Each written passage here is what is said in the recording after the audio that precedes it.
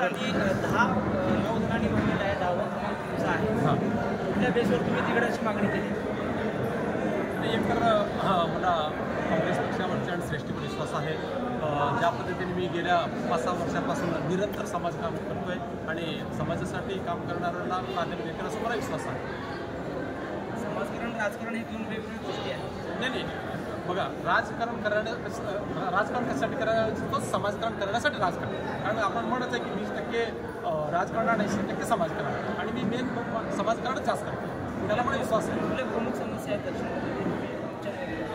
आपण दक्षिण सोलापूरच्या मतदारसंघामध्ये जर बघितलं तर सगळ्यात महत्त्वाचं सिटीचा भाग जास्त आहे. सिटीमध्ये पिण्याच्या पाण्याचा जास्त समस्या आहे की 8-8 दिवसापर्यंत पाणी येत नाही आहे. त्याच्यामुळे आम्ही प्रयत्न करणार की रोज नाही तर 1 दिवसात पाणी मिळवण्याचे प्रयत्न करणार. आणि दुसरी गोष्ट नवीन उद्योग आणायचे एक आहे. MIDC काय म्हणजे मंत्रित्व आहे ते गेले खूप दिवसापासून म्हणजे काय म्हणतात ते थांबलेलं आहे.